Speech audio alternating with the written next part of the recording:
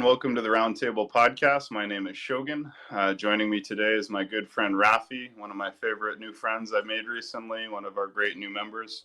And he shares with many other members in the server an experience with mental health struggles, with experience of being through psychiatry, including hospitalization and also recovery and getting to the point where he is recovered. And we're going to talk about that whole journey and what kind of lessons we can learn from his experience. And this will be the first of a series of interviews, of roundtable interviews about mental health, psychiatry, mental illness, etc. So that being said, welcome. Well, before I get started, please do join us on the Roundtable Discord server. Make sure you've liked and followed and subscribed to our hundreds of videos on YouTube and BitChute. Make sure you've also found our new Roundtable Live YouTube channel. And everyone, please close your mics if you're not on the mics, just to avoid background noise. But we have a new Roundtable Live channel. We have a Twitch stream, with this, which this episode should hopefully be streaming on right now. So hello, Twitch viewers. And we have a new documentary coming out. Also, make sure you've listened to the new server meeting. It's going to be uploaded as a YouTube video by the end of the day. And also, of course, listen to the podcast with Andy, keep up with announcements, and join us every day for more podcasts. That being said, welcome, Raphie. Thank you for joining me, my friend. How are you? Good. I'm good. What is up? I am super happy. I have a day off today, day off tomorrow. It's been a great day. And again, this is a conversation that's really near and dear to my heart. And I'm really looking forward to it. So if you were to tell someone your story of mental health struggles, how would you begin that story? Like, what in your mind was sort of the beginning of your journey of that issue? I would begin my journey probably by saying some statistics. I'd say, I've been in hospital, like in patient program, like stuck in a psych ward, probably 7 or 8 months total now. And that's been spread out through about 6 different visits to the hospital, all of which basically happened when I was at my worst, manic and psychotic and sleep deprived and in a very awful place. And then it was multiple months of stays in the hospital, and then, you're back on the streets, and then it's like, whatever. Right. But I mean, my very first hospital visit, I got extremely out there, and I went to my friend's house, and they were on a lot of benzos, and they took a lot more as soon as I showed up, and we left to go try to find abandoned houses to to break into and get stuff and pawn it. And we couldn't find any houses, but my friend was blacking out and passing out the whole time. And I put them back in their house, and I end up going to somewhere else and trying to get someone else, but I get lost, and I end up going back to my house 2 a.m. And my mom's calling the police when I walk in the door. And she's she hangs up. She's like, he's here, whatever. She hangs up. I stay up literally all night. I wrote a fucking 12 or 15 pages of a script for a movie. And I slice my hand open and try to sew it together with a sewing needle. And then I wake up in the morning and I'm I'm fucking leaving. I'm driving away and I'm gone. So I filled my car with probably 300 or 250 pounds of shit, just to the brim, completely full. And I drove away, and I spun off the road and just happened to not crash. And I just kept driving, and I was like, well, whatever. That was scary. And then I'm in the pharmacy. I got my hand stitched up, and then I'm down in the pharmacy asking for morphine and Ativan and all this shit. And they're like, we're not giving you any of that shit. And I'm like, fine, fuck you. These cops walk in, and they're like, are you Anthony? And I'm like, yeah. And that was the first time I was really taken to a hospital. So what was the diagnosis that they put on you in the end, or that they gave you, I should say? So the diagnosis that has been upheld every single time I visited the hospital, and which was given to me the first time I was in the hospital, a couple weeks after I was there, is bipolar 1. And I really don't have any other I don't have any other pre-existing conditions that are of that mental illness, so I fit it I fit the definition of bipolar 1 very well, and my symptoms are very exact to what bipolar 1 should be, like, clinically. So every time I go there, it's like I'm in a manic episode. I'm having psychotic breaks, and I'm having psychotic episodes throughout the day. And, like, my elevated mood is, like, completely overbearing, and, like, my original personality has been replaced. And every time it's like, yeah, like, I don't even need to, like, my last hospital visit, they didn't even, like, we didn't talk about it. It was so obvious. I was like, yeah, I'm manic. He's like, okay, that's good that you can admit that. Like, we gotta, like, here's what we're doing with your meds. Right. And since you bring up meds, are you currently taking medication? And if so, which medication are you currently taking? Yeah, I'm currently taking a mood stabilizer called Epival or divalproic acid. This is like a very subtle drug, but I take a high amount of it, which allows my brain to not get to the point where it can't come down from a mood or like something. So if I get into a mood, it's easier for me to get out of it at this high dose of this drug. And I'm also on an antipsychotic, which is obviously to limit psychotic, mind patterns. And this is Seroquel, and I take 800 milligrams of that a day, which is relatively high, but I'm still relatively close to a last episode, which means my serotonin and dopamine are still firing rather high on a level that's being currently suppressed to a normal state. Right. And what about side effects? Have you been experiencing side effects from your medication? How's that going? Are you tolerating it well? I will say I've gone through the washing machine of medicine, and I've experienced a lot of fucking side effects. But on the medication that I'm on right now, divalproic has always worked for me. I've never had any side effects with it. I've never had any bad things happen. It's just done what it's supposed to do and worked well and helped me. And I've always stayed on that after I found that it helped. But I've gone through a lot of different antipsychotics. The last one I was on, I had terrible side effects. The one I'm on currently, so far, I notice nothing. At the dose I'm prescribed, I feel like myself and I feel normal. This is the first time any medicine I felt like that. And I'm sorry, you said you're taking an antipsychotic in addition to the valproic acid? Yeah, the divalproic acid, yeah. But divalproic acid, to my understanding, is not technically an antipsychotic. It's actually classified as a mood stabilizer. So that's what I said. Oh, I thought you said it was an antipsychotic. So I was just trying to say if you were taking only valproic acid, or if you were taking valproic acid in addition to an antipsychotic. I guess I misunderstood you. Yeah, I did clarify at the beginning that divalproic is a mood stabilizer, and the antipsychotic is the Seroquel. I've been on many different antipsychotics, such as risperidone, Seroquel, flupentixol, Haldol, one or two other ones. Olanzapine is a first action antipsychotic or something, which is what they give to a lot of people as soon as they need to be, tone down their antipsychotic symptoms. Yeah, so I've been on at least 5 or 6 or 7. Right. And so how long ago was your first onset of mania and bipolar?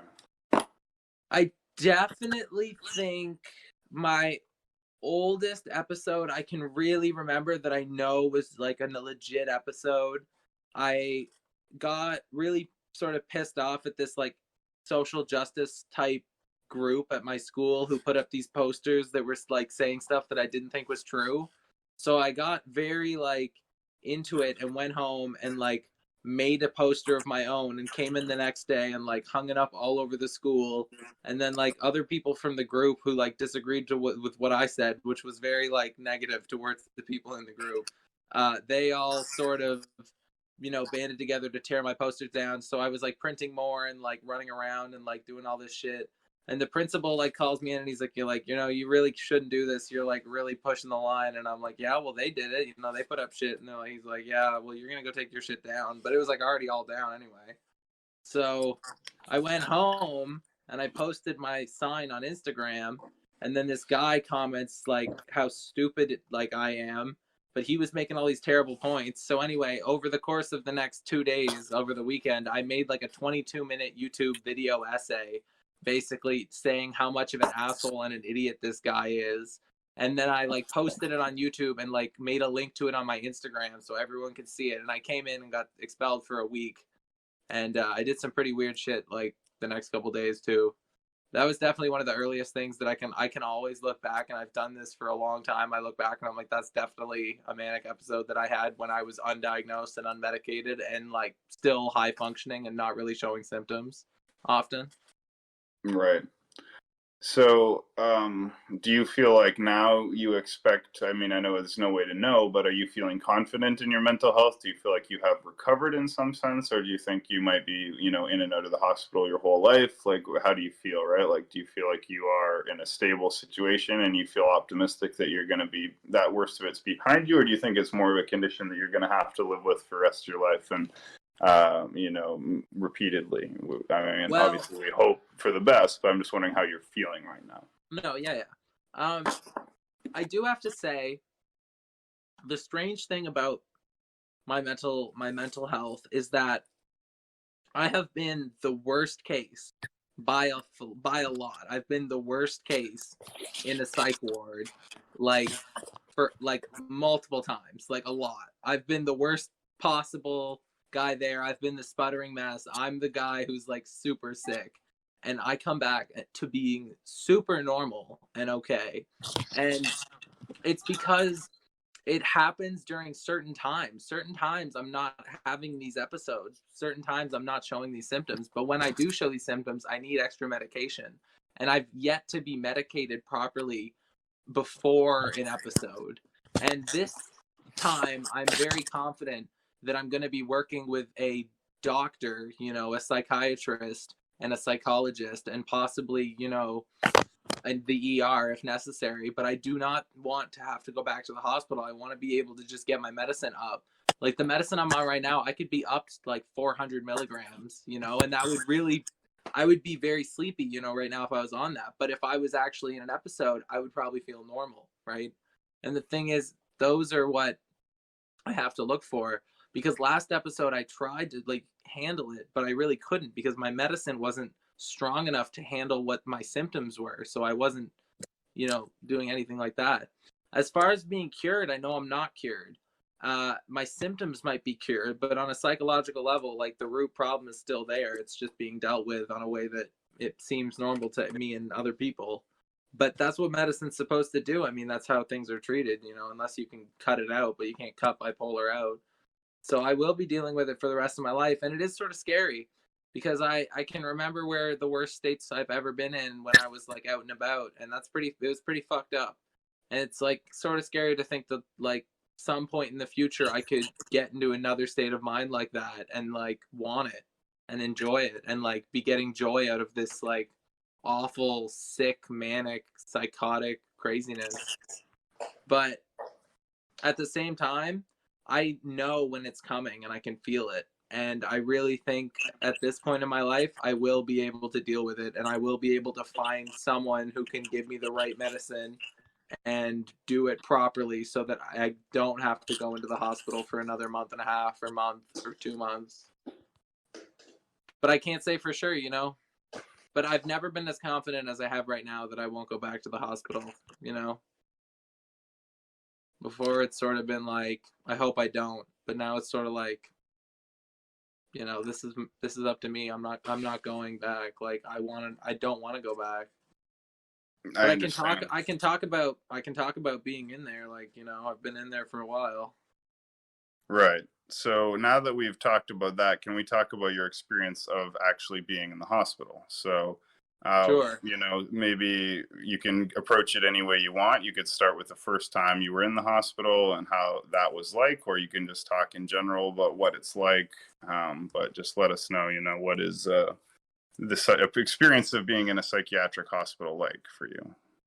What is the experience like? Okay, it's very strange because you are going about the most ordinary day as any other day could be.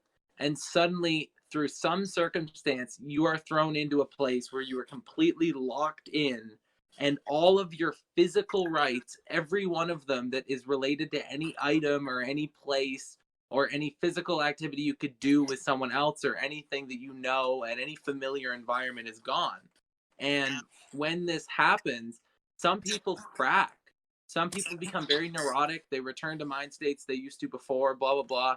Me, I just go quiet. Like I go into like mental reserve mode, and like I go into save myself. I need to like save what I know and still like return on the other side as somebody that I can recognize.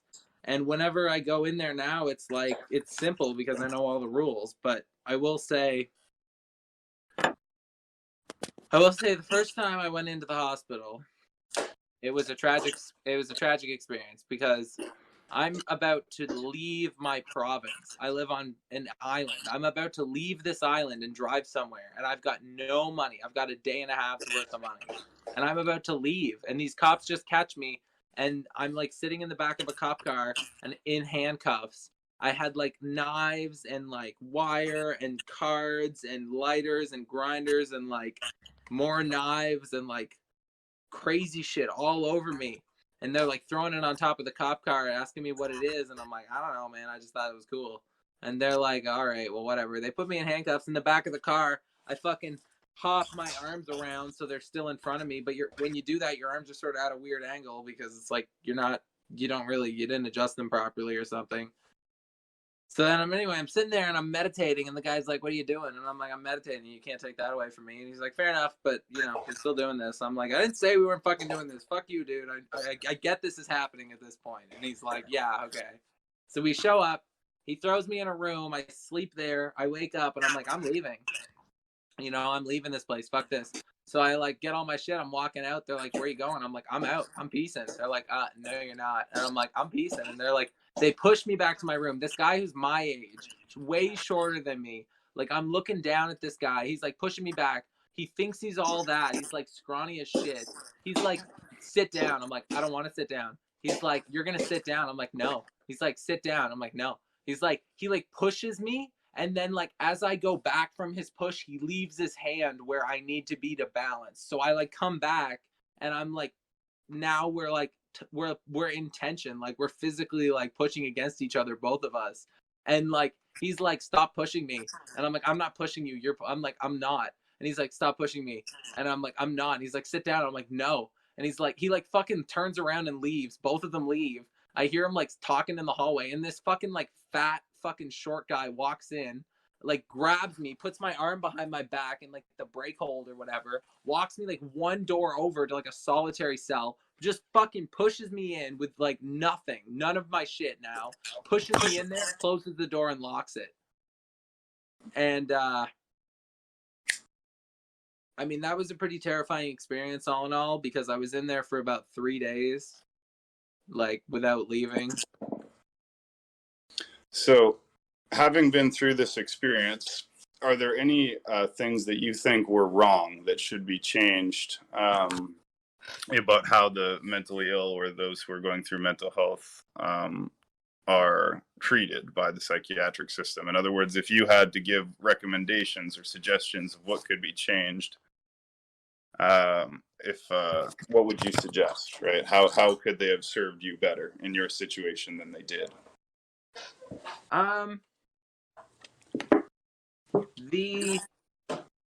There's a huge thing that is the fear of the unknown, right? And hospitals are a whole thing, it's a whole big deal, and everything that goes on is all rules, and everybody knows all the protocol, and they've got a million things going in a million ways. So the worst part is when you get chucked out of your own life at your worst moment, and now suddenly you're in these white rooms, and it's like, you're given no support, but you're given no guide. I had no clue what to do after I was in there for 3 days, going crazy, going awfully mad. And then they come in and say, we're taking you to somewhere else. I'm like, great, am I leaving? And they're like, yeah, you're leaving this place. And I'm like, sweet. I'm like, I'm leaving? And they're like, yeah. I'm like, no, I'm not. You're not letting me out. And they're like, dude, but yeah, we're moving you. And I'm like, what does that mean? And they're like, we're moving you. And they leave. And then, like, 5 hours later, they pull me up to this, like they're walking through doors and doors and doors, and they finally walk me. I'm, like, so confused. Like, I have no clue where is anything at that point. And they, like, roll me up to this room, and, like, it has no window. and it's just like a dark room with like a UV light. And I was so scared because I didn't know anything. I didn't know what was happening. I didn't know who these people were.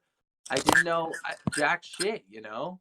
And it's the fear of the unknown. And like, they need to be much more clear about the things that are happening, because there's legitimately no psychological or psychiatry or any reason to keep people in the dark about what they're doing, because they don't give people info anytime it's psychological. Anytime these people are in distress, anybody in distress or a state of anxiety, they will not tell them anything. They will lie to them. They will try to trick them into doing things and not tell them the reason. Like, there needs to be so much more openness about what is happening, because there's legit no reason not to. I agree. Yeah, transparency, openness of communication. Is there anything else that you think maybe would be helpful for example, the families of mentally ill people, and in particular people who have family members who are bipolar? Would you give them any advice about how to understand the condition better and to support you better if you have such a condition?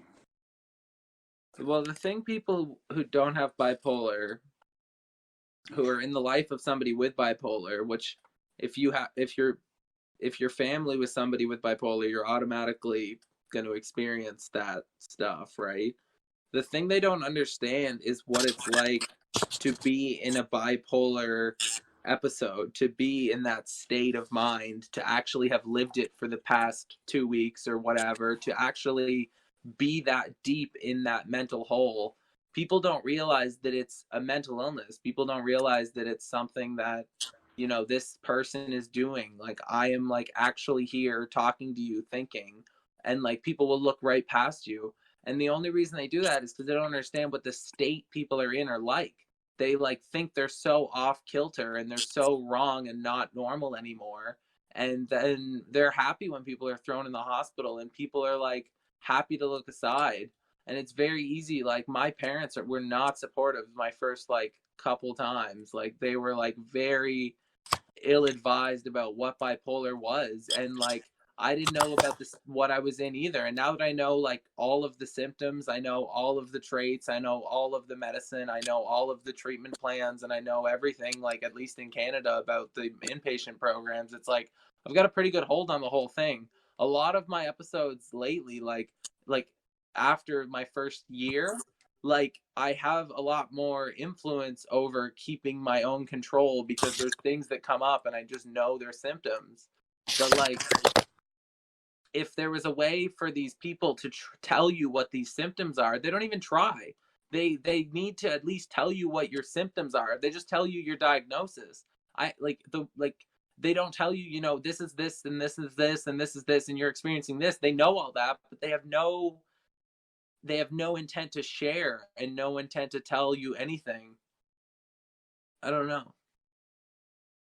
Like, they need to be able to like share the news that they know and like talk about the things that are going on in your day, because they're there and they take notes all day and they record everything that happens. They know what symptoms you experienced today, and they don't even tell you like this is this and this is this. And then if you knew that, you would be able to tell what's happening. These people don't know what meds they're on. They don't know what the meds do. They're on them and they don't even know the name. They don't know the name. They don't know the class. They just think it's whatever. They tell them it's for anxiety. They tell them it's for, you know, they tell them it's for their anxiety. They tell them it's for their stress. They tell them it's to put them in a better state of mind. They tell them whatever, and they hawk them full of these drugs. These people don't even understand, and they don't even pass out water properly. These people are dehydrated. The meds are still going around in their system over and over because there's no water change. There's no flush. And they do this for 8 hours. Someone will have one cup of water in like 12 hours, and 8 hours after, they'll have no like anything. It's trash. People who are just slurring, and they weren't that bad when they came in, and it's only the medicine that they're getting. Right, I agree. I think the medication is incredibly harmful, especially antipsychotic medication. I believe that antipsychotic medication are pretty much the worst class of drugs in terms of side effects and the ratio of side effects to benefits.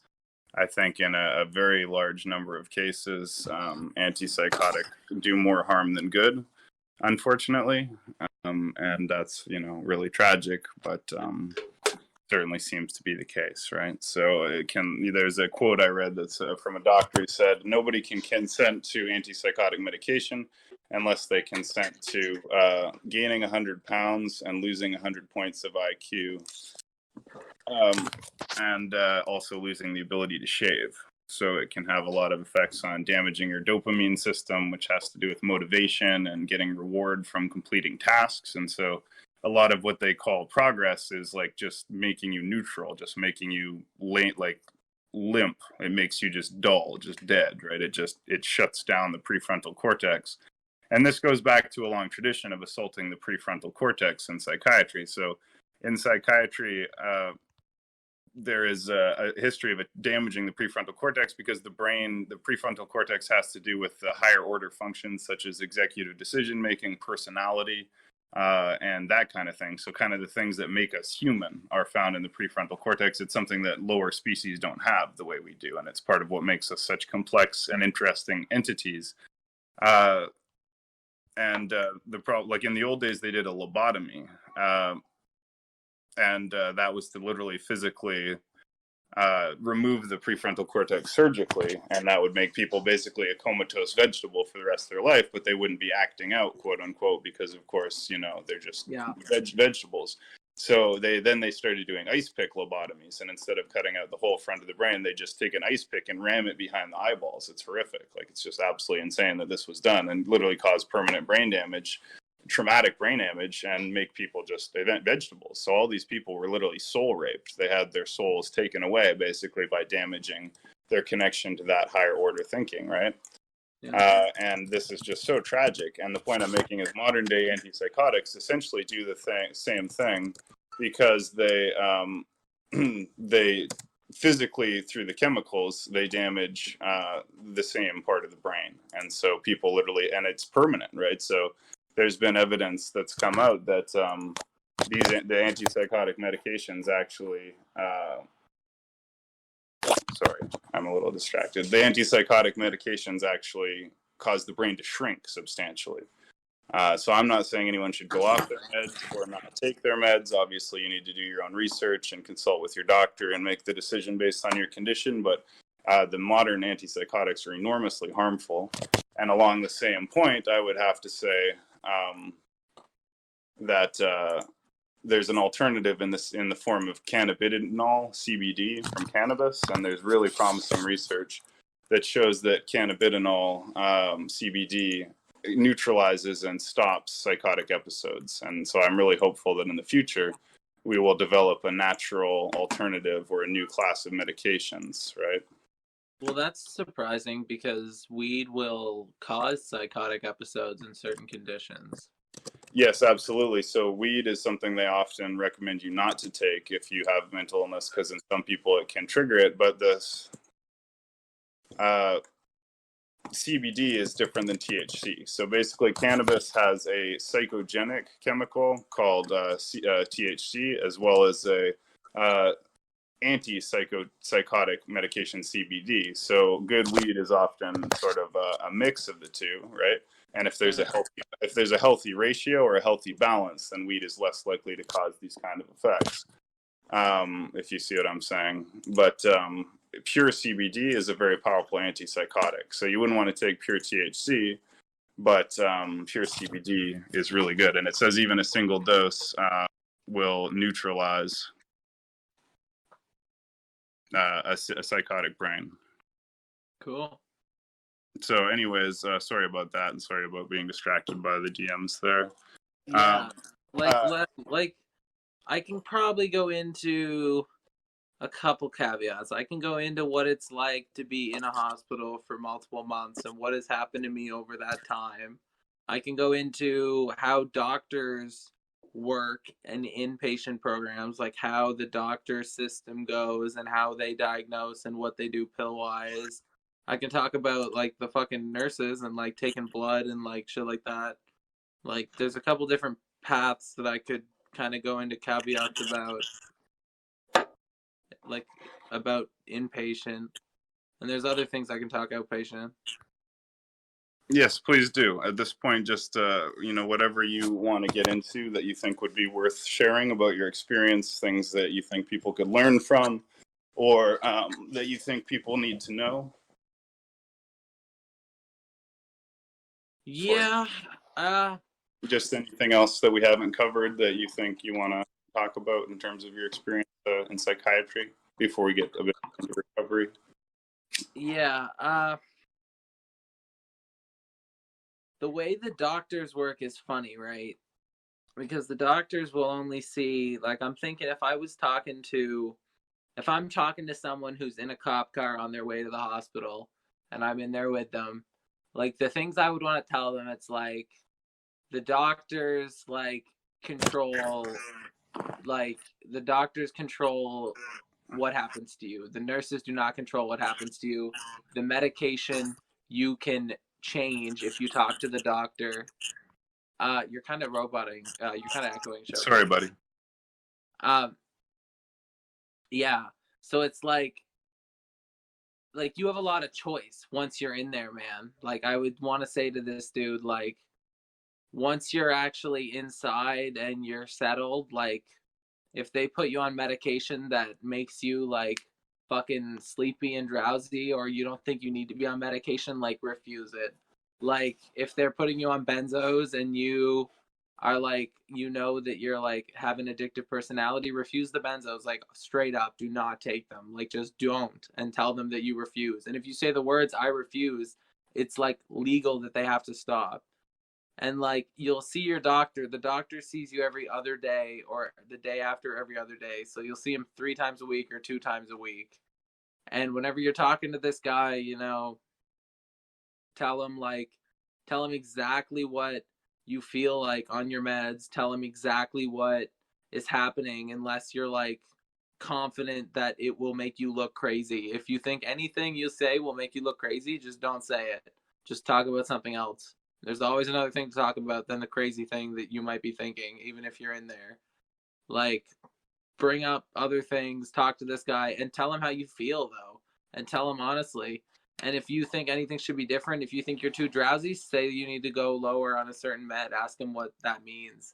Ask him real questions, and he will really answer, or she will really answer. Like, these doctors, like these psychiatrists care.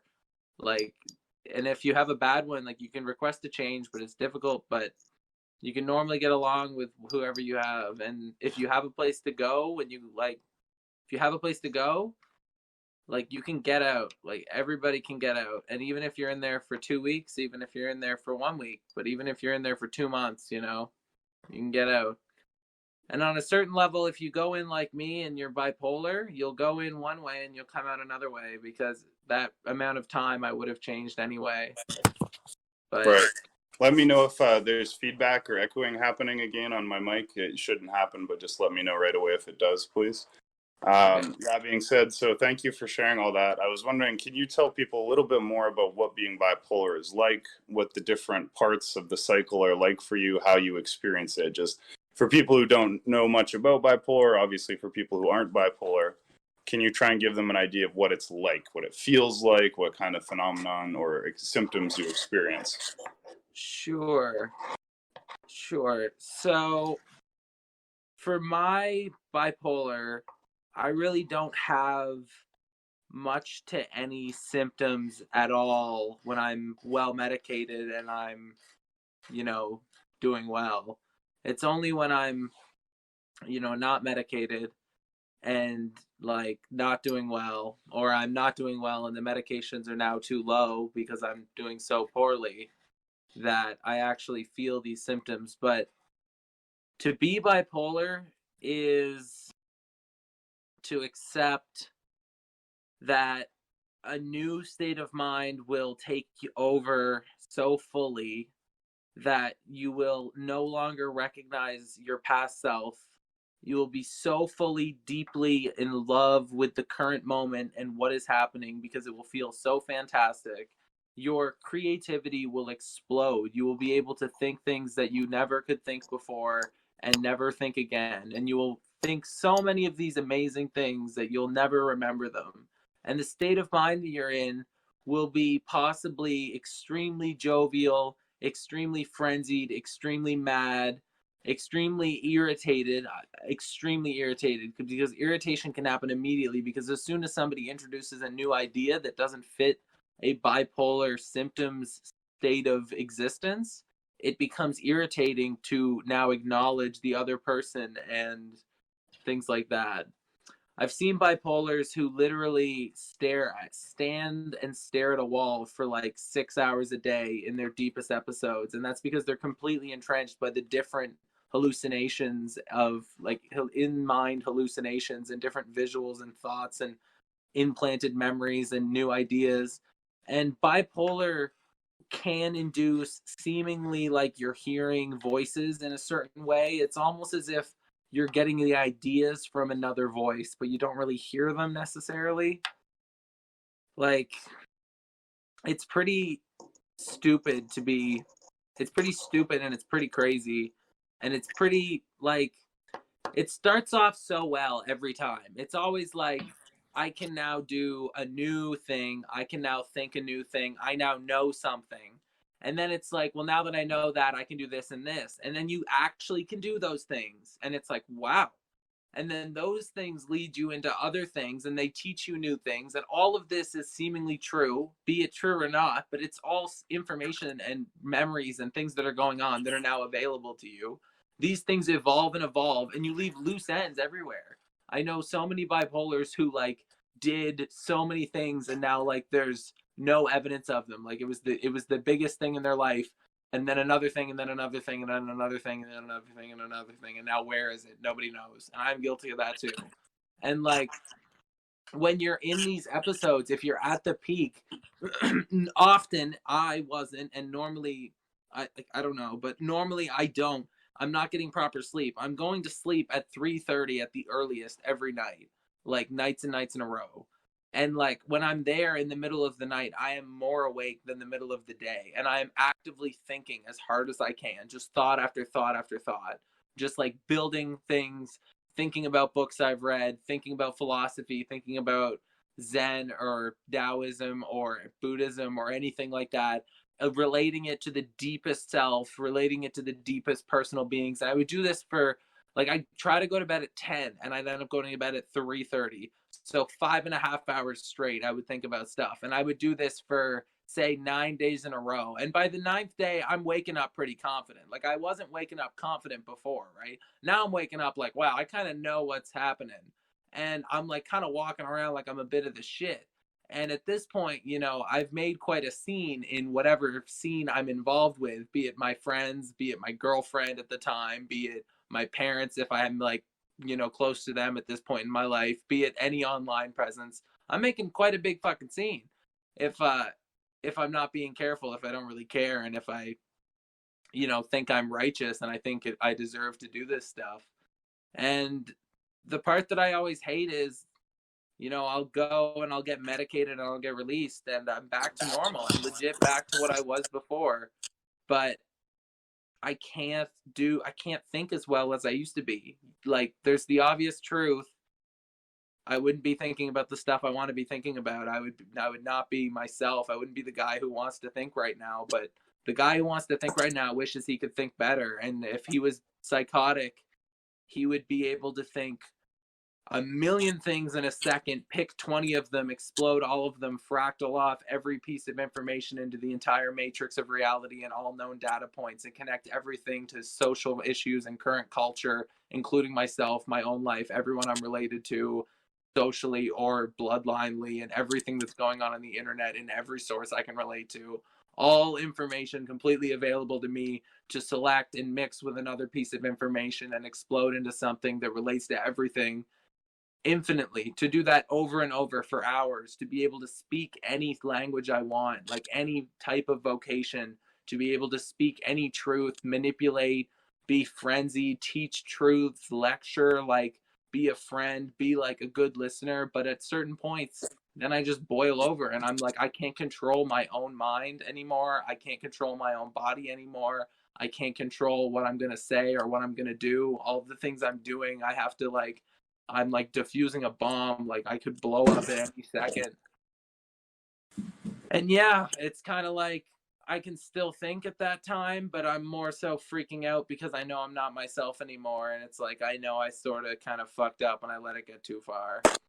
And normally it's like, at a certain point, I'm like, holy shit, how did I not know I was psychotic? And it's like, sometimes I legit just don't notice, but like sometimes I do. And I'm like, I am like getting so bad. And at a certain point, you forget. At a certain point, you get so lost in what you're coming up with, and you get so involved in the ideas that are happening that you just think this must be the thing. This is it, baby. Like, we fucking found the cave, yo, and the treasure's here, man. And you're sitting in your bedroom at like 1:30 thinking like, well, you know, if I go to bed right now, I might have like 6 hours of sleep, might have 7 hours of sleep, and you end up getting like a mixture of between 6 hours of sleep and maybe 11. You know, just wake up next day at 4. You know, something like that. And I mean, it's completely random, you know. You have no control over what's going on. You don't, these ideas that are coming to you, you're not the one who's deciding the source. Like, you're not choosing to talk about something that you heard. You're choosing to talk about an idea that popped into your head because you're thinking about 1,000 things and they're all telling you different ideas. Like, that's not really you handling the ship, you know? And it leads to so much things because it's mental illness that's doing this. You know, huzzah, here's the truth. You have a deficiency and things are different in your brain and whatever you want to say. And I don't know what the truth is, but something's different and it's causing you these things. And when that happens, it's like you might think you're the most original guy in the world because now you understand like this specific thing and you've been in this state for weeks, and suddenly it's like there's, you know, 80 to 120 years of research on these exact episodes, and people know exactly what to do and walk into this room and how to treat you to get you back to a normal state of mind, and they will treat it like an urgent problem because they know that it causes so much trauma and can break someone and ruin their life so thoroughly. And this person sits there and they're like, you're a fucking idiot, you have no idea what I'm going through. But it's like, it's so well documented, it's crazy. Like, this is one thing that is so good about bipolar because so many people experience it and so many of them have repeating episodes, so once they're discovered you can monitor their future episodes. Like, there's a lot of info on what happens when somebody gets bipolar, and they follow very similar trends. And you think, oh, I'm in a fucking enlightened state of mind, I'm in the best thing I've ever been in, like I'm thinking all this stuff, you know, I've never been better on this sports team, I've never been better on this thing, like I'm this great guy, I'm this thing, I'm this huge label, I'm this huge icon. And it's like a nurse could walk up to you on the street and be like, you know, those are delusions of grandeur. First off, you know, you're having clang associations that are making you think that rhyming words that you're associating have some sort of relation, and that's why you think that you're actually this person, and that's actually why you think you're so grand. And you know, all these symptoms, like the reason your heart's beating so much and you're talking so fast is because you're manic, and like the different states of mind you have are because your brain chemistry has changed and you're psychotic. And then hands you some medications, wait 40 minutes and you'd be normal. And it's like people don't realize that, like, you know, they think they don't know, they think the doctors have no clue what's going on in their head because like they don't tell them anything, but like they've got a fucking clue, dude. So as much as I bash psychiatry, I cannot bash the storing of knowledge about these conditions because they have been very well documented. But like how we treat them today could be a million times better if using all of the shit that I'm talking about, all of these documents. They don't use that type of shit. They're not trying to treat it as if they know what it is. They're trying to treat it like they know how to solve it. They don't want to understand you. They want to treat you. They don't care about understanding you. They only want to treat you and get you out. Like, and this treatment idea is what happens because they're not trying to understand. They're not trying to teach. They're not trying to improve. They're not trying to alter anything.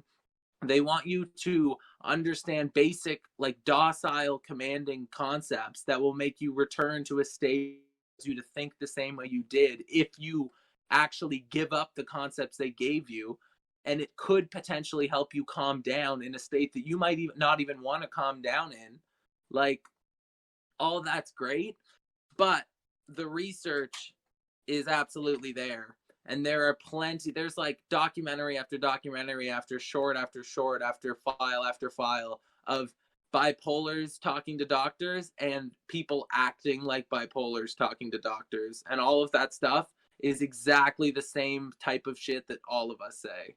And I mean, they have no interest in teaching that, which is kind of shitty. They don't want to tell you, like, you know, like, we've seen all this before. I've read about all this. They want to say, like, you have this, you know, take this food and you'll get out of here. And you go, okay, what?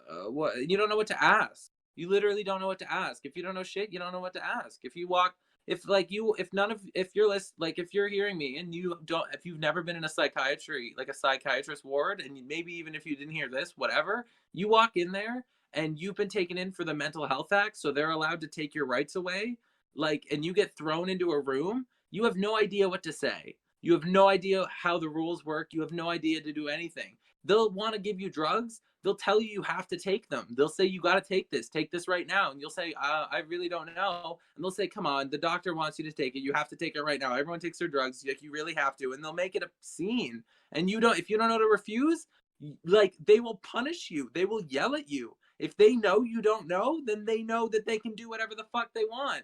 And it gets buried. And they will literally look at you with a crooked eye and say, I don't know what you're talking about. And you'll say, fuck you. And they'll say, go to your room. And then they'll give you more meds. If you make a scene, you're donezo.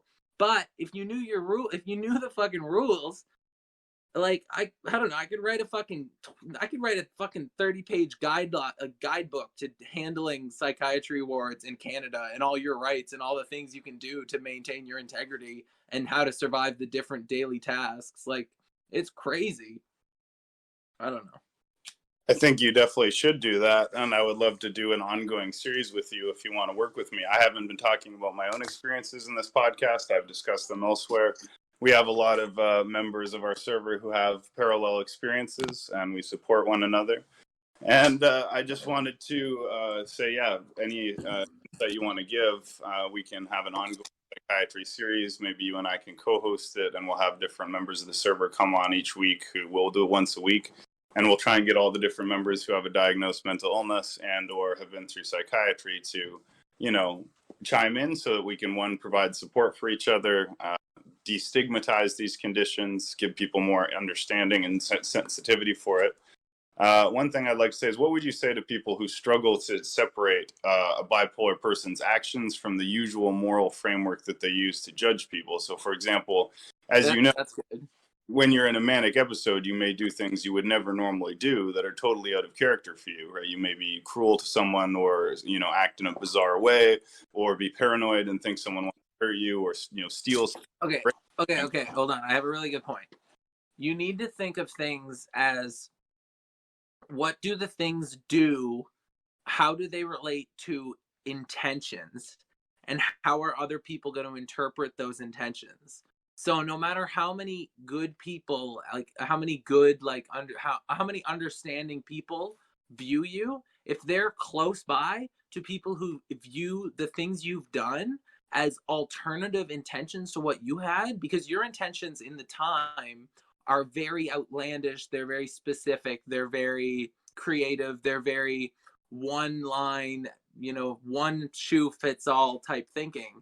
And the things that people do when they're bipolar, like, and they're having an episode or they're experiencing symptoms, you know, like say your mother, say like if your mother, you know, they, like, you guys have never had pets and it was always sort of a rule to not have pets, and you have a bipolar episode and you go out and you buy like a huge pit bull and you just bring him back to the house with food and water and everything when your mom's not home, and you feed him for days, and she comes home and she screams at you, and you can't understand at all why she would be yelling at you, because this dog, you need this dog because this dog understands you and you met it in this place and you need this dog to help you, and it'll be so great whenever you just get to do this and this and the dog's involved and whatever. And you have no clue why your mom would be so against the best idea you've ever had. And suddenly your mother's like turning it so that she's yelling at you like, you broke the rules on purpose and you don't give a fuck about me and you're seriously just trying to act out and be a crazy asshole right now and you just want to be a cunt and break all the rules and all this shit and like you weren't allowed to have a dog and you brought it in here and suddenly your whole mind stops. You're completely empty of all thoughts and everything and you look back and you say like, why would you think that? And you're about to go on and like they're so mad because that's where they were a second ago and that's not going to change, and suddenly boom, you're fucked. And everything you say from that point, you're starting to try to play the game, you're starting to go back to trying to talk socially. You're not in your head, you haven't been in your head like you were for the past 3 hours. Now you're conversating, or the opposite, whatever, like whatever happens. People don't understand, whenever you're in an episode, the things you do are so specific. They're so strange, they're so, outlandish. Like there's a book called Brilliant Madness, it's so brilliant. Some people, like some people get bipolar and they like do 100,000 amazing things and it's like, wow. And then like they crash or they fuck up more like normally, or they like mess up a lot. And then like, there's things like you need to clean up the pieces. And it's like most of the pieces are like people, right? It's like you need to like resolve what you've caused with people because they've taken your intentions wrong. And the thing is, you can't remember your intentions, and your intentions are so specific that it's like if you try to explain, it's like, why do you have this dog? It's like, well, in Eastern religion, when the sun rises, it's because, it's the god Ra and whatever, like, and because God Ra rises, the land is empty and needs to be filled with vessels. And I am one of those vessels, but each vessel needs a partner.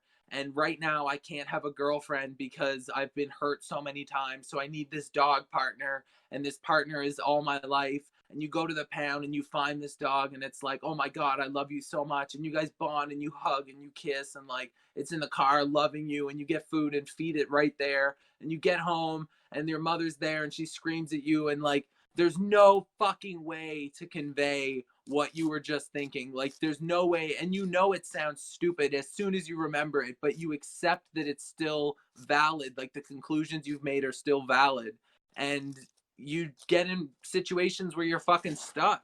Like I've gotten into places where it's like my mom is like, Anthony, give me your keys right now. And I knew if I give her my keys, I'm not going to leave the property for like at least 2 weeks.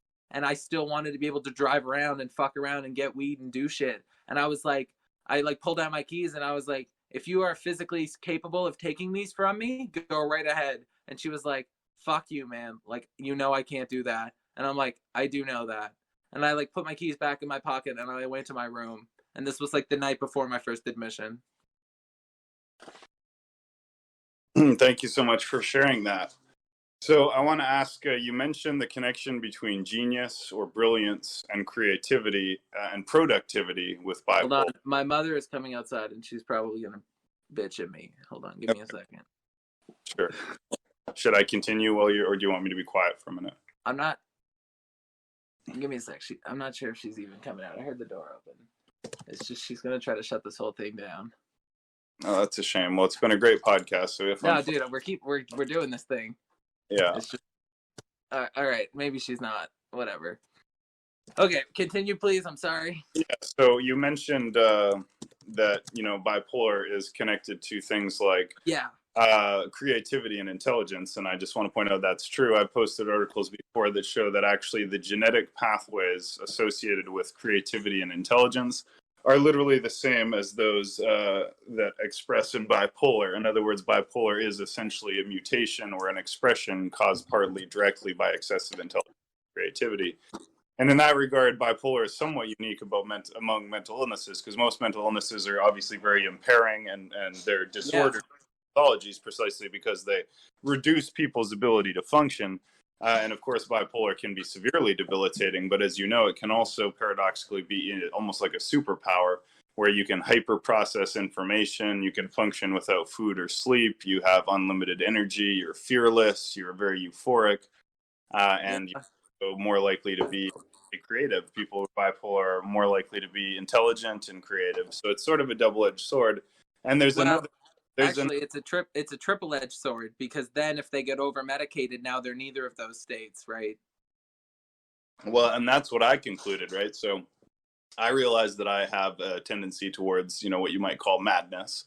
And I also know that many people, most people who've known me well, have also described me as genius, right? My ex-wife, my family, my sisters, people who know me well have called me a genius, but I'm also obviously crazy at times. And many people have noticed that madness and genius are two sides of the same coin. Or as Joe Rogan said, madness and genius are next door neighbors and they borrow each other's sugar. I think Aristotle said something like there is no true genius without a touch of madness. There's many different people who have observed this, and it's almost like your mind is so wide open to information and ideas and creativity that you can channel. There's another expression that goes, it's the cracked minds that let in the light, right? So it's almost like that break in your sanity is what's letting in something outside of other people's normal ability, right? Most people are in a mental box defined by sanity. If you're willing to or able to be insane, you can actually think things that other people, as you mentioned, would never be able to think. But Yeah, there's another, and then you can also like write a book overnight. Like I've multiple times I've written like yeah, huge amounts of writing in very short periods of time, or even the server, right? The incredibly productive way I made the server, the incredible amount of time and energy I put into it, the incredible vigor and enthusiasm and fearlessness which I used to do it, right? If I can say so myself, was a lot of to do with bipolar, right? Because bipolar is associated with risk taking. So you're not afraid of risk. It's associated with creativity, with having a positive energy. A lot of the time when you're hypomanic or manic, you can be very exuberantly enthusiastic, and that enthusiasm can be contagious and can be channeled in positive directions. And there's a lot of famous people, like even Winston Churchill was bipolar, right? And he successfully prosecuted World War II. Kanye West, famous musicians, often actresses, writers, poets. But I wanted to also ask you about one other aspect that you could say is another silver lining about bipolar, which is unusual, which is the mania, right? Because mania is many things. It's elevated mood, decreased need for sleep, energy, but it's also euphoria, right? It's actually a feeling of pleasure, happiness, joy, pleasurable emotions. So can you talk a little bit about your experience of mania? Like how does mania feel to you? yeah. See, the thing is, I studied like enlightenment. Like I studied Zen. Like I studied, the the practice of enlightening yourself, right? So I would occasionally reach states of mind that were somewhat new often.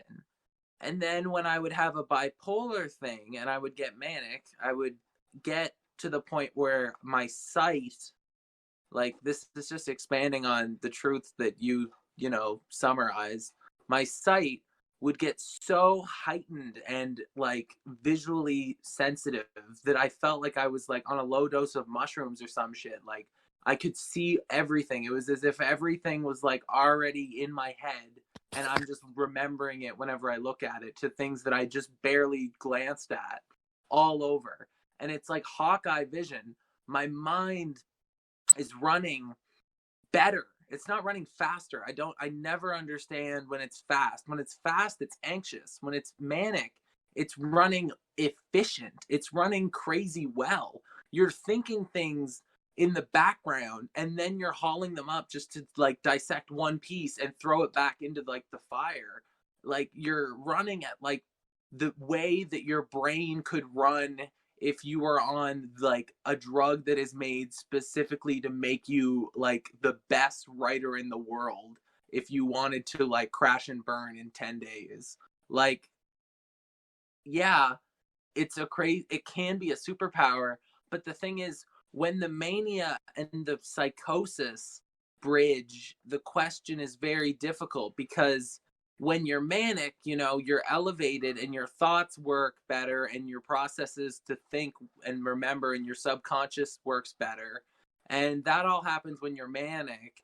And then when you get psychotic, it sort of is like the mania creeps into how your thought processes are even working and how you remember stuff and how you come up with stuff. And it's psychotic because it's psyche hypnotic, right? Your psyche is being hypnotized, right? So the thoughts that were now super energetic and useful are now, you're now neurally, neurally hypnotized, psychotically hypnotized. You're hypnotized to your own psyche now. So it's giving you all this information. Your ego is running with it and thinking stuff. You're hearing all these thoughts. And since you are so invested, you have to be identified with it. So now these are your thoughts and they're not just things in your mind anymore.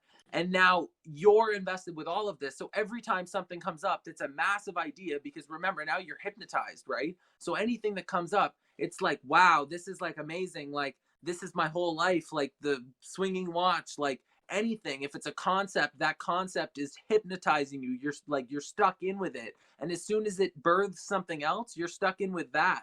And the psychosis triples or doubles with the mania because the mania is letting you do this for as long as you want on no food, no sleep, no need to know what day it is, no need to remember anything else, just experiencing the only things that are happening in your mind that you are now psychotic about. And yeah, I mean, the bridge between that is so quick. It's like if you go manic, you're bridging psychosis so often because the mania creeps into how your thoughts work and it puts you in that state of mind. But mania can help. Like if you get manic and you do like some stuff and then you take your meds, like say like your meds are low enough that you get manic near the end of the day occasionally and then you take your meds and by the end of the day, you clean your apartment or something. That's totally useful. But real mania, like a manic fucking episode, like when you just spent $400 out of $600 and you owe $500 for rent in a week and you buy cigarettes and gas all the time and you come home with a guitar when you don't know how to use it and then you go and then you come home with like a drum set and you don't know how to use it and then like anytime anyone asks you anything you're like, listen to me, I got the whole thing figured out and then they're like, holy shit, and then they leave and then you're like, yeah, they just don't understand what's going on like I do because I'm like the fucking messiah. I am this guy reborn, or I am connected to this guy, or I read this text, or I am something and it's the biggest thing in the world and it's like, yeah, I'm the guy, like I am that guy. And it's like, yeah, no, it's fucky because the line between when you're fucking with the very thing that is in essence yourself, you're fucking with the processes that are your mind, you are fucking with the processes that are your processes to perceive, you're fucking with your perception of your environment. Everything that is considered you, including your very essence, can now be manipulated by this force that is causing you to release so much more dopamine, so much more serotonin, so much more neural lapses and firing, so much more shit, so many more neural connections. All of this is happening. It is bound to fuck you up and trip you because all the things that say go ahead, this is a great idea, are telling you that for the things that are the craziest, most fucked up ideas you can come up with because you're so lost. There's no level of understanding what is real and what is appropriate anymore after 8 hours of thinking like this as fast as possible. You have no clue what is appropriate when you like walk into a gas station or you're on the road. You have no clue what's appropriate when you're talking to your parents or like your roommate or like your girlfriend or anything. Like what is appropriate is out the fucking window. You're like, you walk up to them and you're like, listen. Like, I don't know, but like, I'm a little lost at this point myself, but Yeah, no, thank you. And again, someone was commenting in general chat, and Valen said, what a great episode this is. He said, this is very insightful and amazing. It's one of your favorites to listen to, and it's great having you live as one of our first live interviews and the first one we've had on Twitch. And I'd love to have you on repeatedly. You're very interesting to listen to. You have a great pacing, very articulate, very insightful. So hopefully we can have you as a regular. And if you want, we could have a regular show about, cheers. We can have a regular show about mental health. That's very important to the server. Among other things, the server is a mental health support group, a place where many of us are bipolar. Ainsoph was on last night. He was sharing his experience with schizoaffective disorder.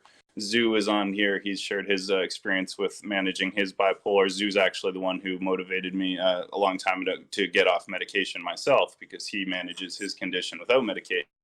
And I have now been successful doing so for a long time as well, and I'm very grateful for that. So the point is, this is great. Now, maybe while we're here, is there another message that you want to get out to the audience? Anybody listening on YouTube or BitChute, is there any particular takeaway that you want to make sure that they have? Maybe people who are going through a mental illness. Here's the question I want to ask you. If someone is just recently experiencing mental illness for the first time, or has been just diagnosed for the first time, or hospitalized for the first time, what would you want to say to them that might make their journey easier, right? This has suddenly come on them out of nowhere, and you've been through this. So what would you tell them, as this is starting for them, that might help them? I know exactly what I would say. I would tell them that in every single sense, they are in control. I would say they are in control in regards to their psychiatry. They are in control in regards to whatever mental illness they have. They're in control in regards to their actual life that should be something that is not their mental illness. And they should know that their mental illness is not everything. And they should know that they're in control of all of that. Because as soon as you're in this system, whatever happens that you get thrown in, first off, you're basically guaranteed what you went through was traumatic. And now the psychiatry is traumatic. And if I can catch anyone at any point, what I always try to remind them and tell them is that you are in control. If I'm talking to someone and they're saying that they're on all these fucked up meds and it's hurting them, I'm like, you can get off those meds. You can refuse them the next time they give them to you. At any time, you can choose to stop taking them. You can refuse. The doctor will come in immediately. They want you on meds. If you don't want to take these ones, they'll put you on other ones. If somebody is here you go. If somebody gets out of the hospital and they're in an outpatient program and they get recommended to a group and they get recommended to some 1 week, every week they talk for an hour to some person who's some professional apparently, and they think they have to do all this shit and everyone's telling them oh, you need to improve here and here. That I would tell that person you can legit fucking quit right now, dude. Get out if you don't think it's good. There's a normal life you lived without this shit. Not even fucking normal. Life is not even dependent on you going to this or not going on this. This has nothing to do with living. This is something that is an event and a habit now, and you can quit because it's all in your control. All of it. And I've told people this and they go, "Are you sure?" I'm like, yeah. You can refuse your meds. You can choose who your doctor is. You can choose, to not do this. You can refuse to not get your blood taken, and you can refuse going to outpatient programs. You can stop taking your meds when you leave the hospital. You can go to a clinic and get new meds. You can literally do anything. You can, you can go to a psychiatrist, one guy, and get a prescription for one thing, go to someone else and say, I have a prescription for this. These are my symptoms. Can I get another thing? And they'll say, maybe, let's take you off this and put you on this. Go to somebody else and do that. You can be fucking savvy. You can shop around. You're in control about your mental health. If anybody thinks they're lost souls, when they're not having an episode, if anyone who's in a sober state of mind and they're well medicated, if they don't think they're in control of their mental illness still, which is a lot of them, a lot of people who aren't even showing symptoms, who are doing well apparently, whatever. That's not to say anything about this. It's just to say, maybe they might not be doing well, but at any point, you're in control, man. If you start having symptoms, Google your mental illness. Google what your symptoms are, and you might have to look through a couple, but you'll find a 10-page list that's everything that ever has been associated with your mental illness, and maybe 20 out of 30 are sort of true. And then you start going back to how you were thinking, and it's oh my God, this is all the stuff that's happening. And I've told people what their symptoms are. I'm these are the possible symptoms for what's happening right now. This is what you're showing to me. And they're wait, really? This and that and this were exactly related to what people say this disorder does? And I'm yeah. And they're whoa. And in that moment, it's so sobering. And normally these people when after I tell them something like that, their brain goes back to normal. Hi, Mom. Yeah. Thank you. That was great. So I want to ask you one more question at least. There's another quote. Are you good to go? Or no, he's talking. Sorry. I'll give him a Yeah, I'm minute. good. I'll just be a second. Okay. Yeah, take your time. For those in the audience, I'll just continue. So there's a quote that says, "The shaman and the Okay, I'm shaman." good. Sorry. So I Keep going. just want to say there's Yeah, yeah. another quote. There's another interesting quote that says, "The shaman swims in the same water that the madman drowns in, or the madman drowns in the same water that the shaman swims in." So there's a sense in which the psychotic person or the delusional person in mental illness is sort of actually interfacing with something real. He's actually tapping into some extent to a real spiritual dimension, but he's not always able to make it coherent, and he gets kind of overwhelmed and confused and disoriented. So, do you believe there could be an element to which spiritual forces, spirits, angels, demons, things of that nature are actually perhaps involved in this? Well, the thing is,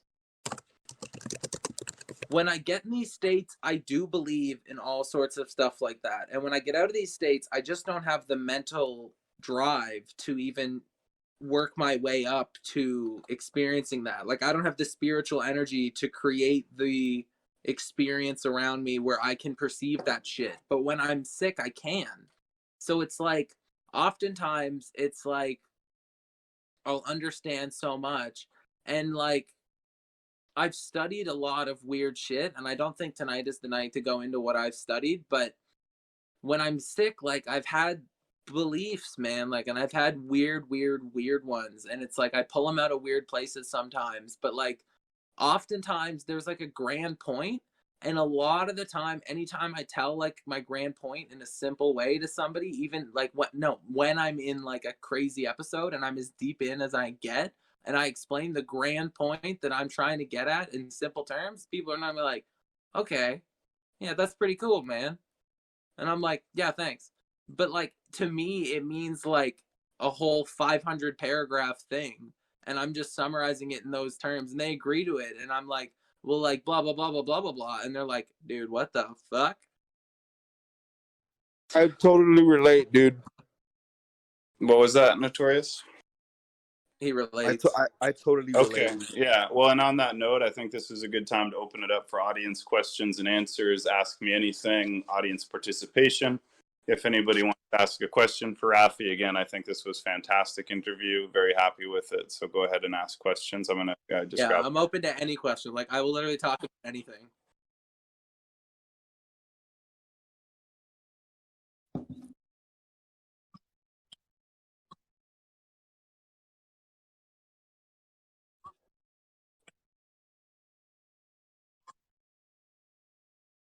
Someone you're not familiar with, you don't have like a relationship with them.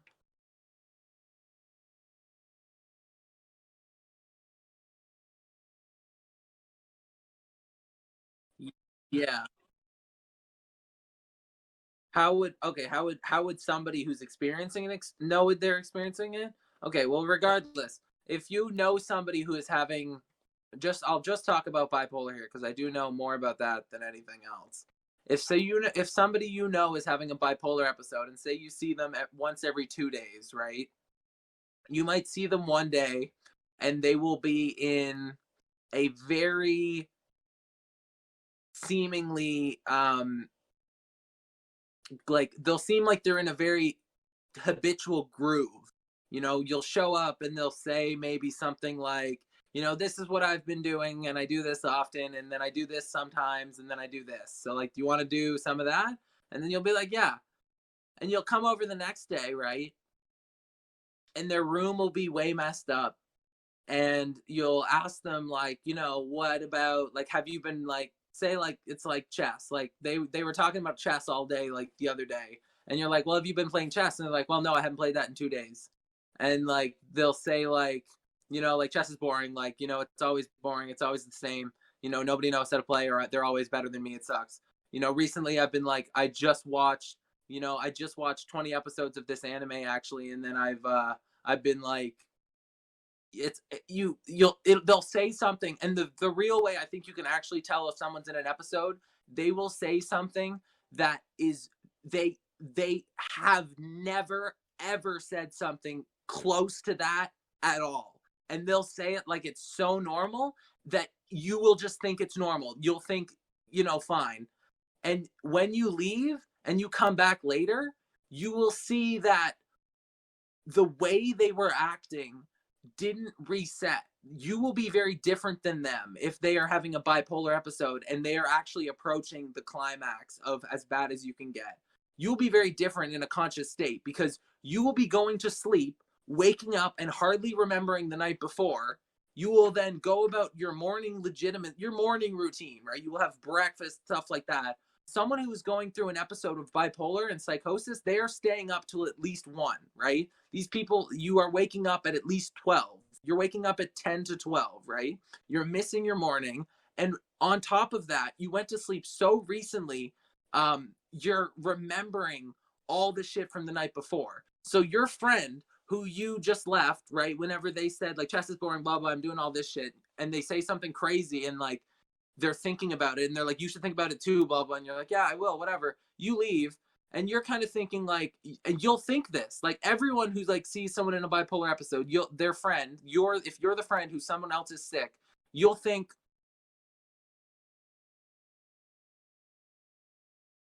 are these people angry, like, or is he upset, or is he okay?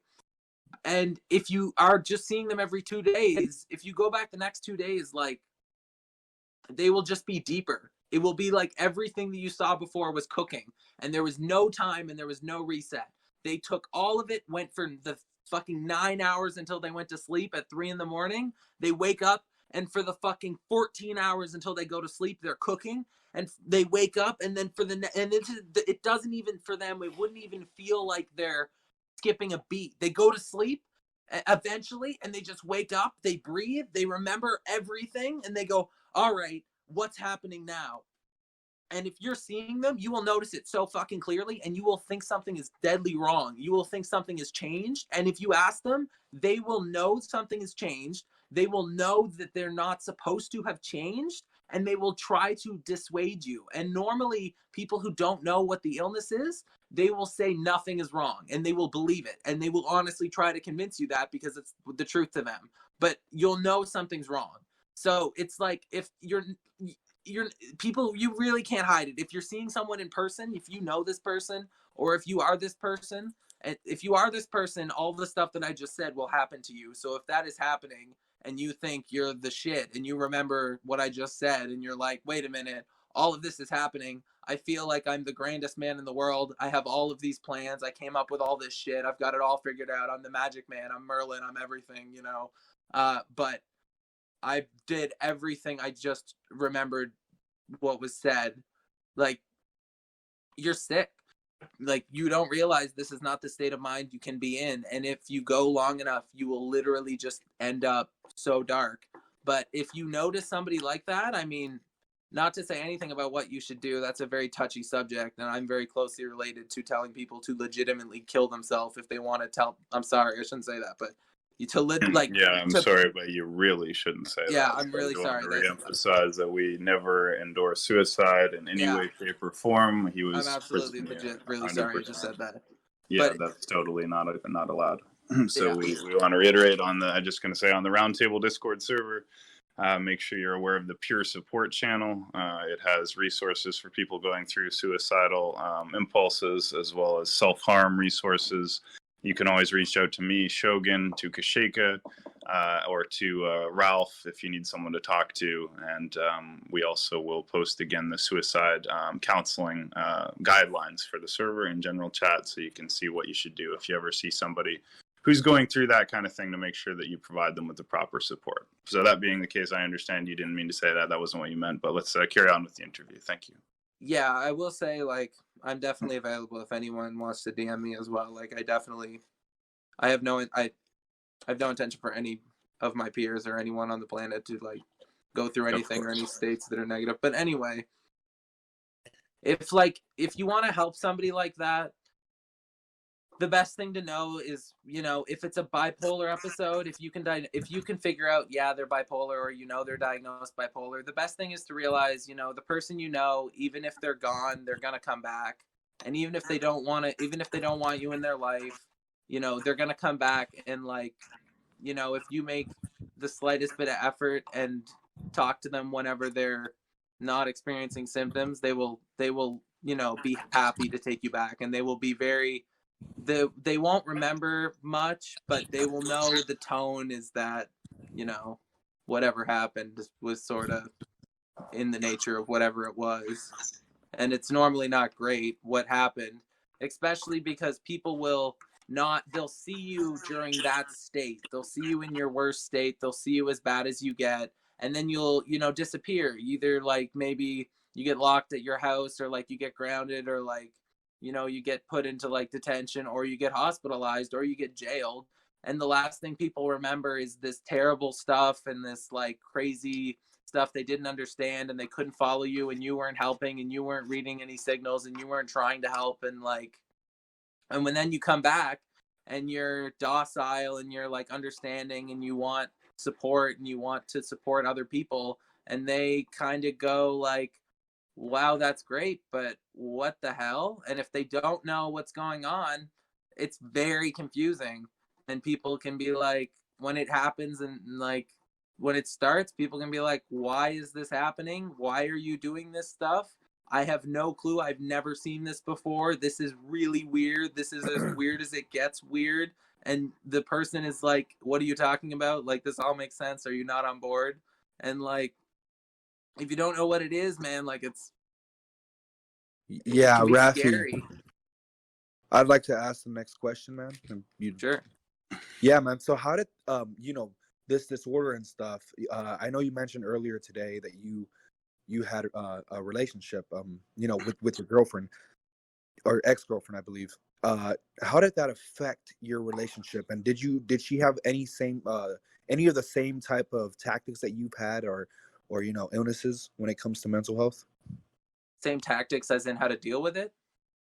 Yeah, and you know, the actions that came with it, you know, because being bipolar and I think you said another illness or something like that.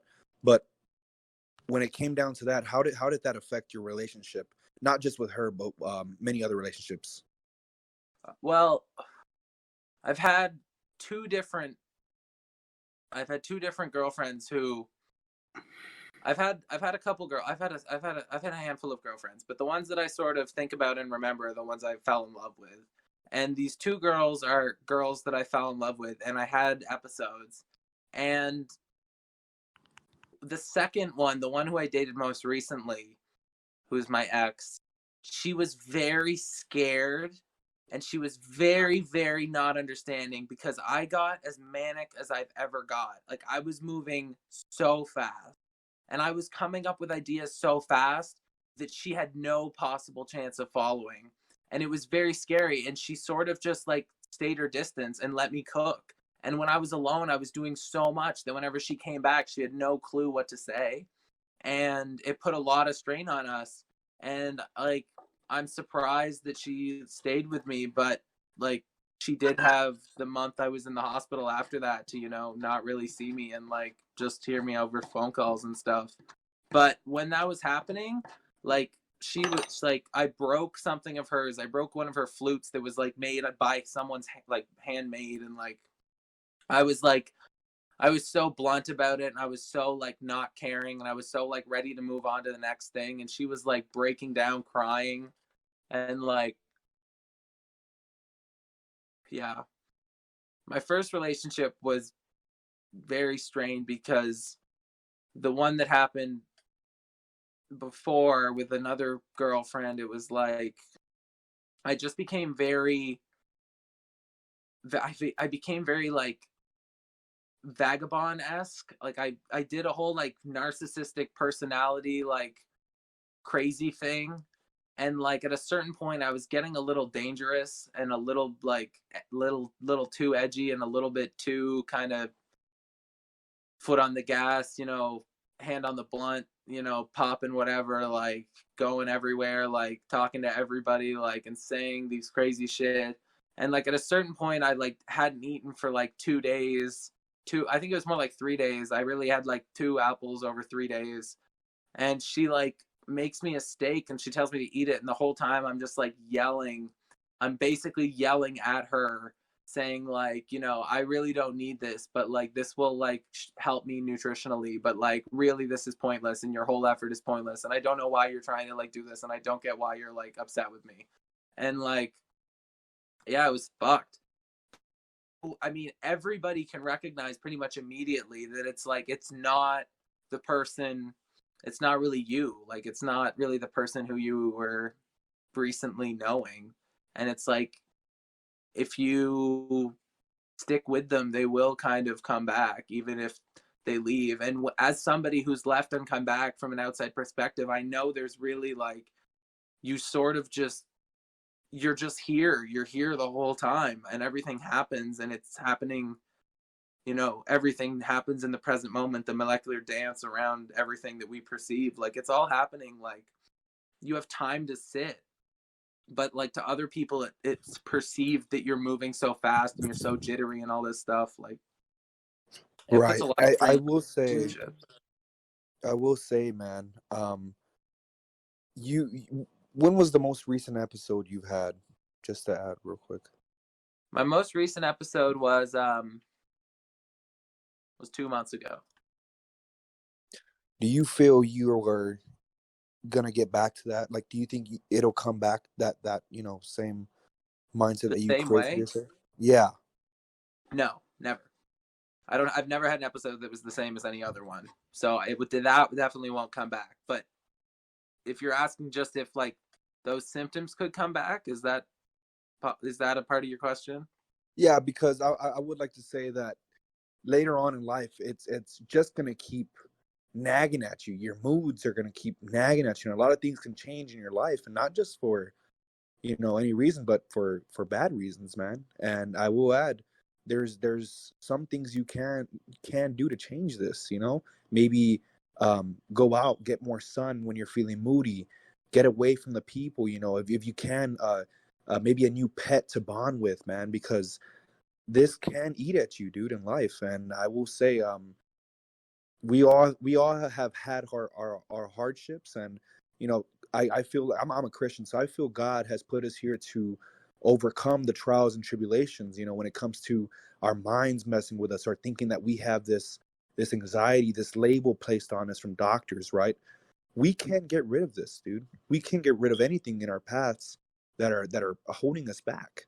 And I just want to say it's just a switch. You have to change the switch, and that switch comes with actions. So that goes by our actions, man. So I hope you get what I'm saying here, and it's just all about making a change, man. I definitely don't think. I definitely know for a fact that there are levels of mental illness that are often like sort of closed, vacuumed episodes that people cannot turn off. They have no option to turn off. They're completely stuck. They have no option to go back. They have no option to go really forward. And the only way out is time and medicine for those people. And legitimately, sometimes these people have been stuck in places like that for 5 months, and they come in and it's no different. Like they're still stuck, and it's like they need a lot of time and they need a lot of medicine. So I definitely don't agree it's a switch that you can turn off. My last episode, I tried to turn off day after day after day. I tried to take all my medicine at the right times, as much as I needed, more, take the benzos to fall asleep, more, take 6 pills when 2's my maximum,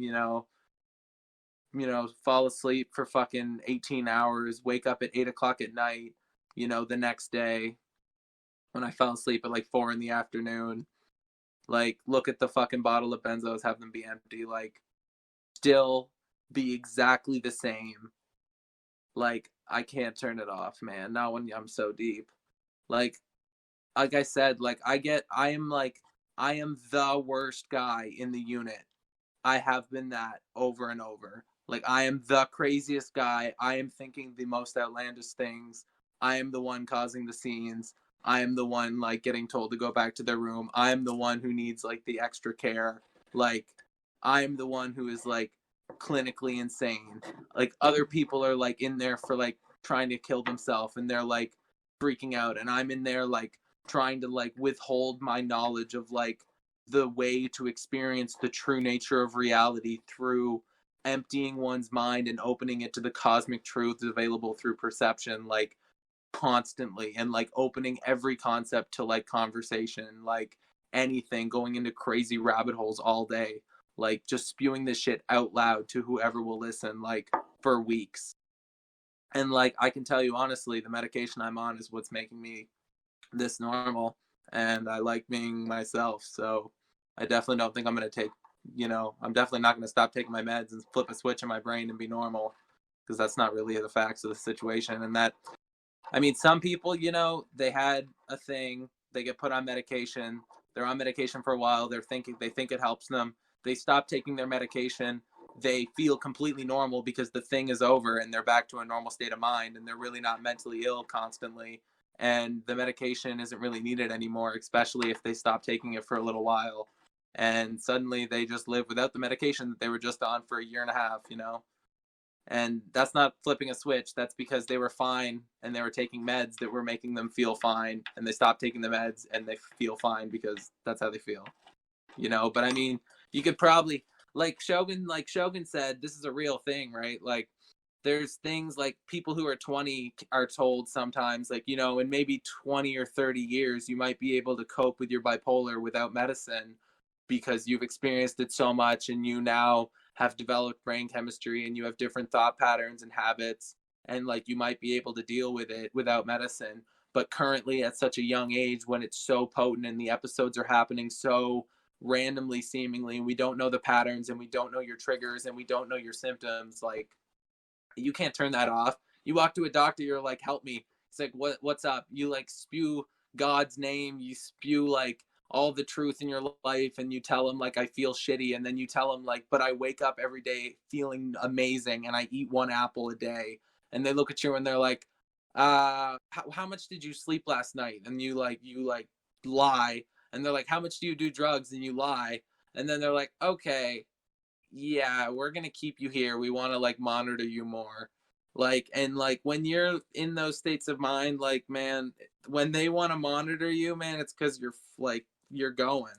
And when you're going, like, and you can't stop, and you really can't stop, when you're going and you really can't stop, that's why they take you, man. Like, it's not a fully fucked up system. They want to take the people who are going and can't stop and like help them stop and help them get back to normal. So it's like the switch you're talking about, really, the switch is like, if there was a switch, like they would send you a postcard on how to switch it, and like then mental health would be solved and you wouldn't have to have psych wards. Thank you so much. So is there anyone else who have a question or comment for Mr. Raphie while we have him here with us today? I do.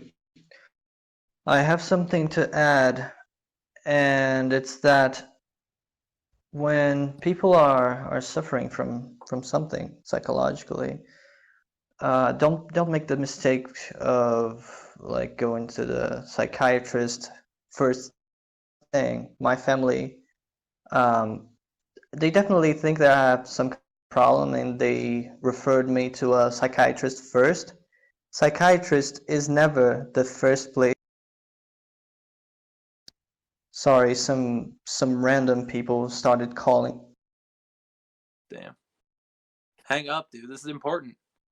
We can come back to Black Feathers when he's available. Does anyone else? Some people are.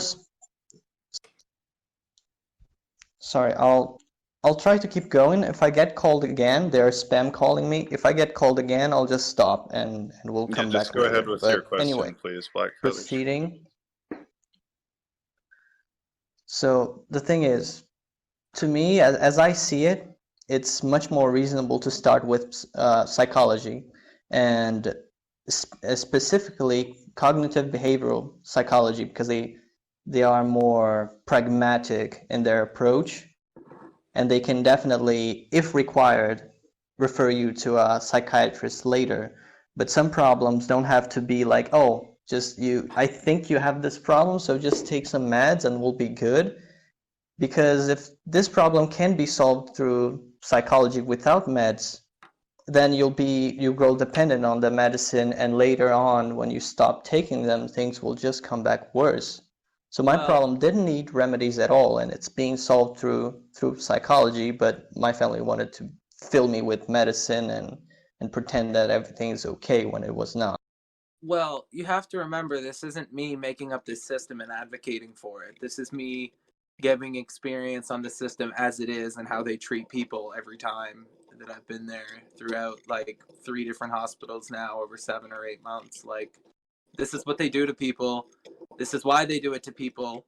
This is why sometimes it's needed. This is why sometimes it's completely fucked up. This is why this is what you can do when you're out and in, and this is how you can take care of yourself the whole time, and this is how you can remain somewhat yourself even if you're tortured, and even if you're locked up, and even if you're strapped down and medicated, and even if you're locked in solitary for days. This is how to remain conscious and remain present and remain the same person that walked in, that stayed there, and walks out remaining some semblance of something that you can call yourself every day. And when you get out, man, it is like a dream. It is like, what the hell just happened the last however many days? I have no clue. This is so normal again. This is so casual again. This is so whatever. And my experience is being hospitalized. My experience is being locked up when I get really fucked. Because I have to admit, man, maybe I am not the most mature guy when it comes to not letting myself get into a fucking crazy manic frenzy and start doing insanely weird but amazing shit. And like, maybe maybe some of that is legitimately on me and not my mental illness, because I could totally have calmed down, and even if I couldn't sleep, I could have laid there instead of like, whatever. But yeah, I don't know. Well, I think we've covered an awful lot of great material here. Again, I think we have a lot more conversations you and I should have, both about mental health. We should have an ongoing series and interview and so forth with other people as well. Maybe a open discussion event or roundtable event where we had multiple people all on at once, right? 10 people who have been through this, and we all talk and go around the room like a support group or something. That would be sweet. Something like that would be awesome. And I'd also like to have another podcast with you where we get into all the non-mental health related things we didn't talk about today, like your spiritual beliefs, your experiences with, medicinal drugs or psychedelics, your life experiences, and all the other things that we'd love to talk about. So we'll do that anytime. You can let me know. I really enjoyed this, and like I said, I'm really glad that you've joined our server. And I don't often get the chance to do this live, but I wanted to ask you, would you, given that you've shown that you have all the qualities that we look for here, like benevolence, integrity, honesty, and so forth, would you be willing to accept the rights and responsibilities of the rank of Knight of the Round Table? I know you're relatively new, but you've done a great podcast here. You've offered to be a film director for our upcoming Roundtable documentary film, the Unified Conspiracy Theory Project. And I've gotten to know you pretty well, and I think you're a good fit for our mod team, right? You'll make the server a better place if you feel like you're invested. And as you know, Knight of the Round Table is the co-owner rank. So everybody who remains in good standing at that rank and above is considered co-owners if they wish to be. So we take that rank pretty seriously. So would you like to accept that, sir, or no? I would gratefully accept. Thank you, Okay. Sheldon. Well, hooray. I'm glad to have you on board. I'm going to go ahead and promote you right now.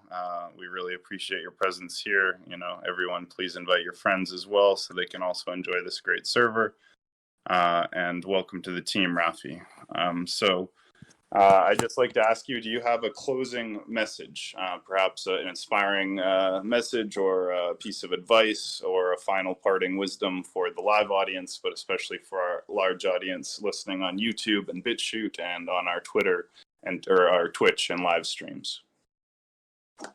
Definitely, like, in regards to mental illness, diagnoses, diagnoses aren't your enemy.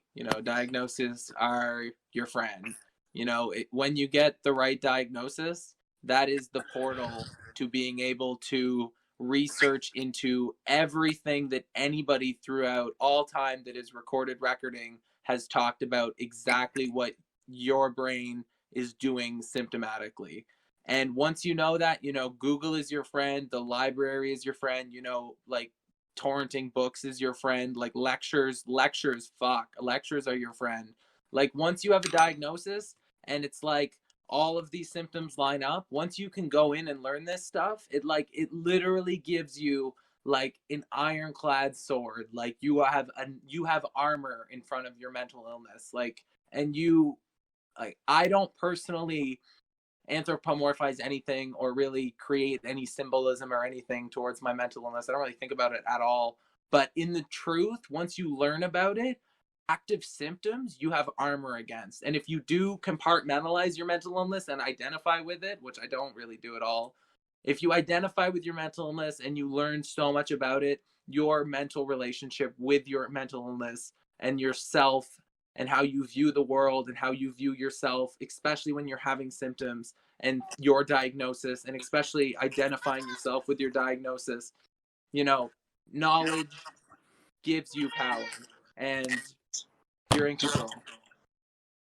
That is a great message. Knowledge is power, and there is always recovery. There is always hope, and you will always proceed towards that spirit of a sound mind that God purposes for all of us to have.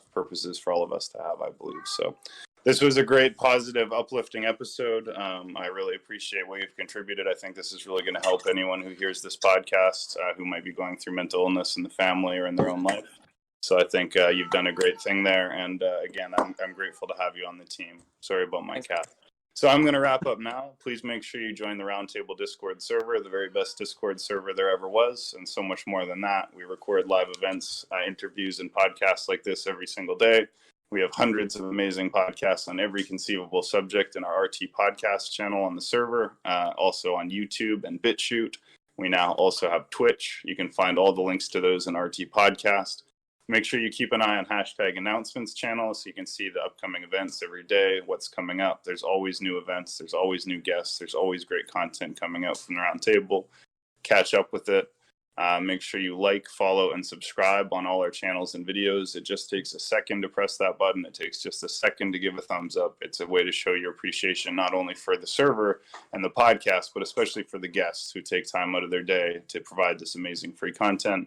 When you give a thumbs up and a like, you're showing appreciation to them, make them feel good that people enjoyed the work that they did and the podcast they did for you. But also it helps other people to discover these podcasts so they can get this important information, which can help them, might even save a life someday, right? This kind of podcast about mental illness. So get the word out, share these podcasts, invite your friends to the server, leave us a 5-star review on Discord, let them know what you like about the server. Every little piece helps. It's an all for one for all kind of mentality here. And if we all pull together and work as a team, we've already shown there's nothing we can't do. The positivity here is incredible. The benevolence and the social movement here. We're going to make a difference in the world. We're going to spread awareness. We're going to fundraise. We're going to help the poor and plant trees. And it's all possible because of you guys. So God bless each and every one of you. I love you guys. Thank you so much. And don't miss the new server meeting upload. You can find it in announcements and RT Podcast. It is a YouTube video that is the amazing historic server meeting from the other day, which brings about a brand new era for the Roundtable. We are now in it. So welcome to the new day. And thanks for being with us, guys. And God bless you. And thank you for being with us.